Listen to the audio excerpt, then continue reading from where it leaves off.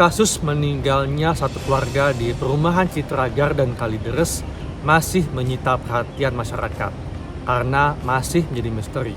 Alasannya, penyebab kematian yang tidak wajar.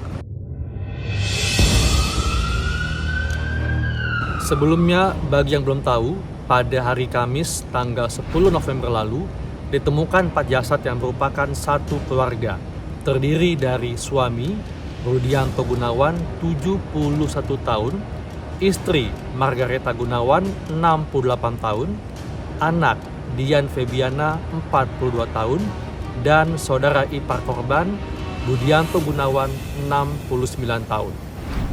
Rudianto ditemukan di ruang tamu, Margareta dan Dian ditemukan di kamar depan, dan sang kepala keluarga Budianto ditemukan di kamar belakang. Hal ini tentunya membuat gempar warga sekitar karena keempat jasad ditemukan dalam kondisi telah membusuk dan mengering.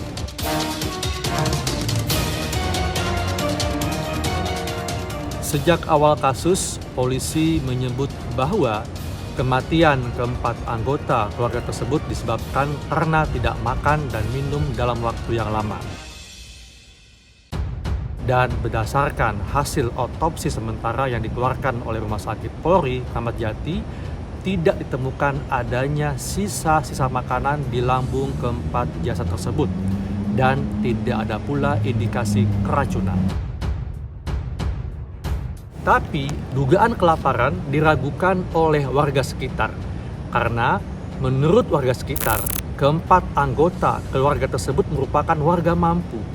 Dan berdasarkan informasi Ketua RT, keempat anggota keluarga tersebut tidak pernah namanya tercatat sebagai penerima bantuan sosial dari pemerintah. Kini, dugaan lain pun bermunculan. Mulai dari mereka sebenarnya dibunuh, hingga mereka melakukan VSED atau Voluntary Stopping Eating and Drinking, yaitu berhenti makan dan minum secara sukarela. Memang masih terlampau dini untuk menyimpulkan penyebab kematian keempat anggota keluarga tersebut. Namun, VSED atau stop makan dan minum secara sukarela bukanlah hal baru. Apalagi VSED tengah dikampanyekan oleh komunitas pendukung eutanasia sebagai cara bunuh diri yang terhormat. VSED kerap dirujuk sebagai cara seseorang untuk mengakhiri hidupnya di negara yang melarang eutanasia. Pasalnya, di kebanyakan negara tidak ada aturan hukum yang memaksa warganya untuk makan. Memang belum ada data statistik resmi berapakah jumlah kematian akibat FSID di dunia. Namun sebuah studi di Belanda mengungkapkan bahwa jumlah kematian akibat FSID rata-rata 2,1% per tahun atau sekitar 2.800 kematian per tahun. Lalu apa alasan seseorang melakukan FSID? Di antaranya adalah penyakit yang sudah sangat parah, kualitas hidup yang buruk, merasa hidup tidak lagi berarti, ingin mati di rumah, atau ingin mengendalikan situasi kematian. Dan ada kasus seseorang yang sudah memiliki penyakit parah dan enggan untuk pergi ke Swiss atau ke sejumlah negara yang melegalkan eutanasia, sehingga dia memilih untuk melakukan FSID dan dapat mati dengan cara terhormat di tempat dia tinggal. Mengapa seseorang bisa meninggal akibat tidak makan atau minum dalam jangka waktu yang lama? Karena tubuh kehilangan nutrisi penting yang dibutuhkan untuk bisa bekerja dengan optimal.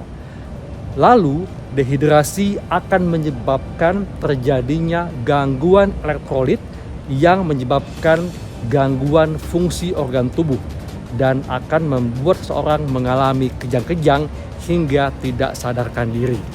Lalu, dehidrasi akan menyebabkan gangguan oksigenasi di seluruh tubuh dan gangguan tekanan darah, di mana tekanan darah akan mengalami penurunan. Hal ini akan menyebabkan terjadinya shock hipovolemik dan tentunya akan mengancam nyawa seseorang. Dengan kata lain, cara kematian dengan FSID merupakan cara kematian yang menyakitkan karena memaksa tubuh untuk beradaptasi dengan kondisi yang paling ekstrim. Dan meskipun begitu, FSID memang tengah dikampanyekan oleh mereka komunitas pendukung euthanasia. Dan sebetulnya cara kematian dengan FSID masih merupakan cara kematian yang diperdebatkan.